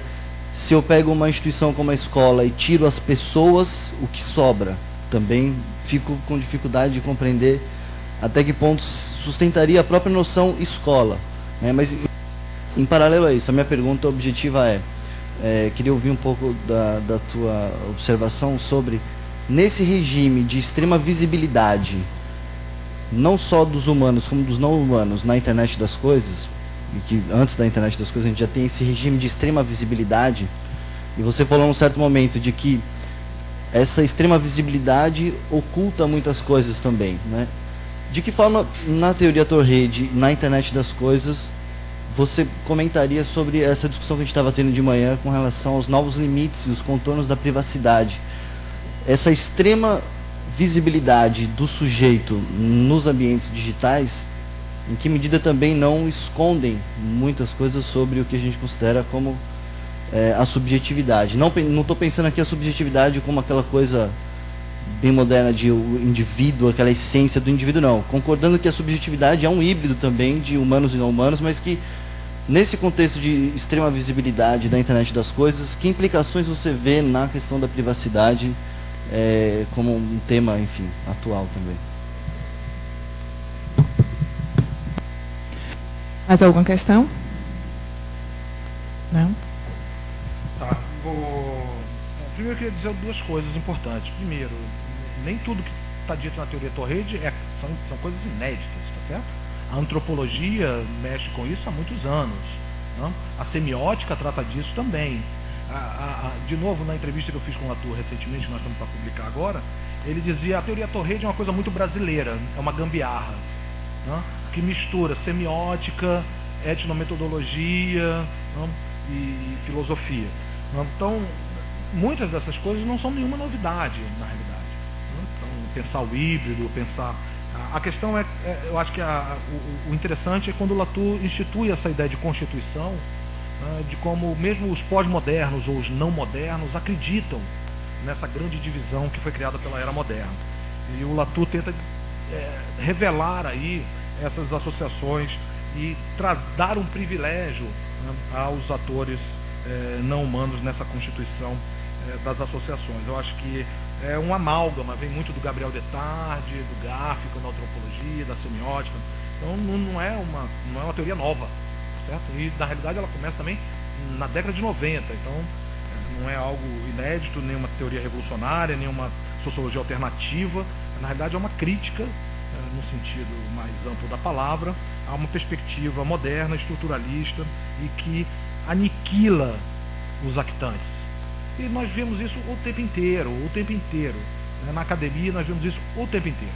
Sempre que vem um estudante fazer uma dissertação no mestrado, ele já tem a grande tese, né? Já tem, o mundo é assim, e depois vai jogar isso para resolver isso em alguma aplicação ou em alguma... Os actantes falam muito pouco. Né? Normalmente a descrição, a Adriana falava disso também, normalmente quando a gente quer criticar um trabalho, a gente diz que é muito descritivo.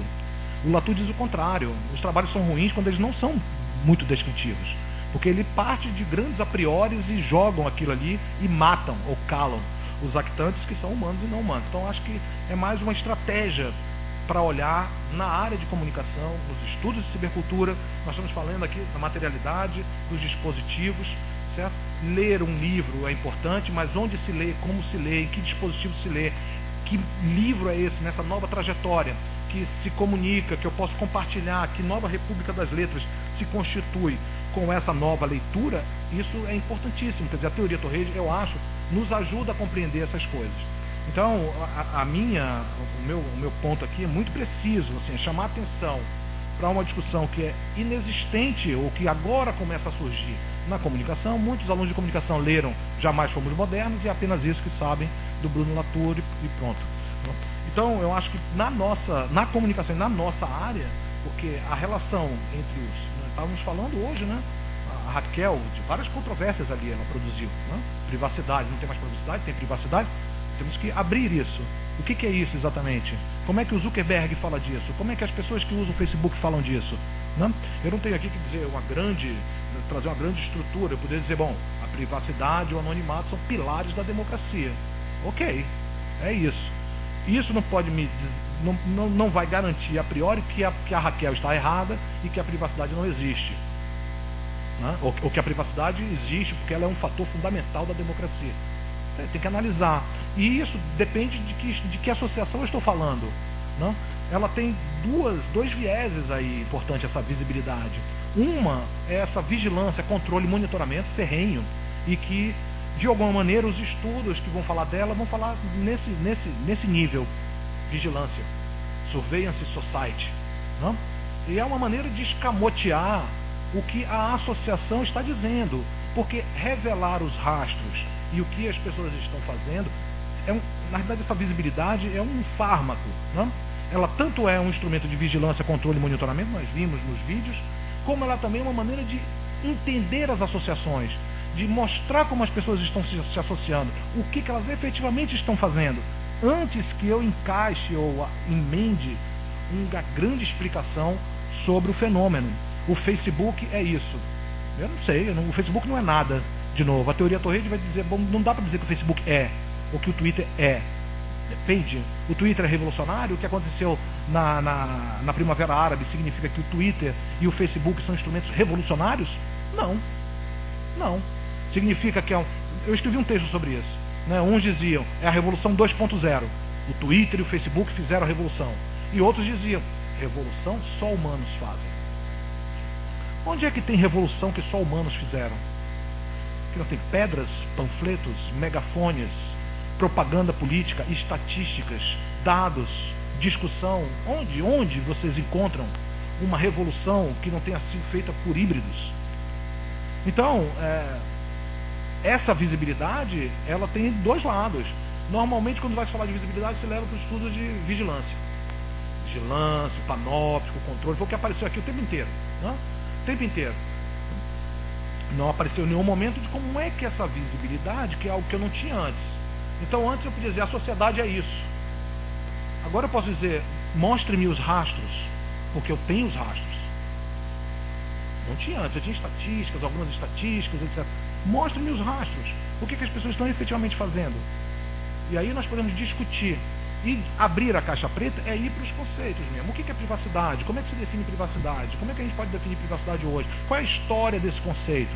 Eu posso fazer uma pesquisa meramente teórica, usando a teoria Torrede, que é ir aos rastros. Os rastros o que os sujeitos dizem que é a vida privada? O que os filósofos dizem que é a vida privada? O que os sociólogos estão falando da vida privada? O que os antropólogos falam como era a vida privada ou a inexistência dessa noção em determinadas sociedades? Aí eu posso construir alguma coisa a partir de uma associação precisa. Falar genericamente da privacidade, estamos no panóptico, estamos no Big Brother, etc., é uma grande mágica, na realidade. É uma maneira simplória de resumir o problema e dar conforto. Porque o que nós queremos, de alguma maneira, é conforto. Como dá muito trabalho, é mais fácil você chegar com uma grande explicação.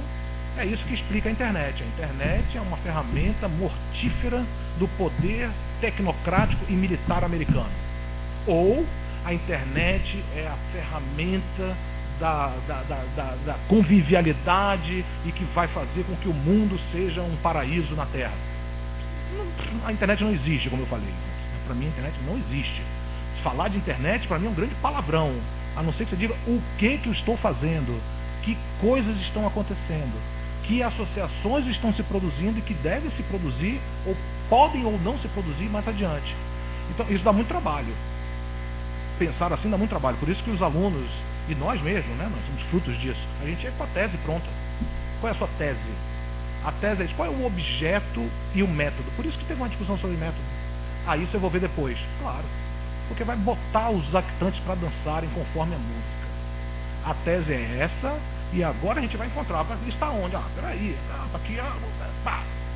Foi muito interessante que na Primavera Árabe, vários pensadores franceses, extremamente pessimistas em relação à internet, quando começou a falar, peraí, olha os rastros. O Facebook, o YouTube, os blogs, o Twitter, o telefone celular foram fundamentais para isso. Todos se calaram. Porque não entra no frame. Não entra no frame. Então eu acho que era muito salutar a gente poder. Hoje eu digo para os meus alunos, qual é o objeto? Descreva, e aí vamos ver que problemas aí aparecem, do que já chegar com a tese pronta. Hoje eu morro de medo, quando alguém chega com a tese pronta, é realmente um problema, porque vai achar de qualquer forma. Ou para sim, ou para não, mas vai achar de qualquer maneira. E isso mata o social, na realidade. A filigrana das associações não aparecem, as nuances somem, desaparecem as grandes narrativas. Então eu acho que discutir a vigilância e essas associações, falando de associação, escola sem gente também não existe. Mas escola sem o que é escola? O que é uma sala de aula? É um artefato construído para acoplar um discurso. Por que a gente não está na Dinha do Acarajé? Porque alguém vai dizer, professor, isso aqui não é lugar de papo cabeça. Não, aqui é lugar para tomar cerveja. Cada lugar é um lugar para um discurso. Então, a escola é um ambiente totalmente artificial. Totalmente artificial. Como é que a gente vai pensar numa escola de humanos? Sem humanos também não existe. Então, eu estou falando de associação. Não estou falando do privilégio dos não humanos. Tanto que a minha crítica, no fundo, foi a crítica a uma exacerbação do poderio da delegação a um artefato informacional que inibe a relação entre as pessoas. No fundo, foi essa a minha tese. O objeto muda, mas eu fiz uma crítica à introdução de um escudo com uma etiqueta de radiofrequência que faz com que o diálogo entre o professor, que simplifica. O aluno saiu, sei lá, por que motivo? O professor é um idiota, essa escola é uma porcaria, eu vou sair. Certo? Isso rapidamente é simplificado com a mensagem que o pai recebe, seu filho saiu da escola, sem nenhuma contextualização, sem nenhuma discussão. Então, o que eu estou, na verdade, eu fiz uma crítica a isso, eu não estou aqui reforçando os não humanos, eu estou falando que nós temos que analisar as associações. Isso é muito interessante, porque quando a gente fala disso, muitos, a cabeça, não, o cabelo em pé, que coisa absurda, essa etiqueta de radiofrequência e tal. Eu fiz a crítica. Na escola da minha filha é um cadeado. Ela não sai de jeito nenhum. Se eu for pensar, essa daí talvez seja mais livre. Porque você tem a etiqueta. Você pode sair. Eu vou avisar. Na minha filha, ela não pode sair. A não ser que eu autorize antes. Pode sair na hora do recreio ou pode ir para casa sozinha. Se eu não autorizar, o porteiro tranca e ela não sai. Então, é não humano ali, é humano aqui, é pior ali, é pior aqui. Depende da análise, depende de como a gente descreve essa rede que vai se configurar aí. Certo? Então, eu acho que é importante a gente tentar entender essa associação e não a separação radical de uma coisa na outra e compreender o regime de visibilidade, porque Foucault e Deleuze o tempo inteiro, para explicar a visibilidade, não dá. São importantes? Funcionam? Sim, mas não para tudo. E nem para toda associação. Então, não é que a noção de poder, a noção de hierarquia entre arquitantes não existam. Ela existe. Um arquitante quer sempre dominar o outro. Sempre. Ele quer sempre estabilizar por relações de poder. Elas são consequências da associação, que depois se estruturam porque querem se manter. E aí, como a gente vê isso funcionando, a gente diz, bom, existe uma estrutura aqui de poder que dirige todas as coisas. Entende? É essa um pouco a inversão do olhar. Não é que não se produza poder, que não existe história, que não existe trajetória, que não existe hierarquia. Na relação existe sempre hierarquia na relação.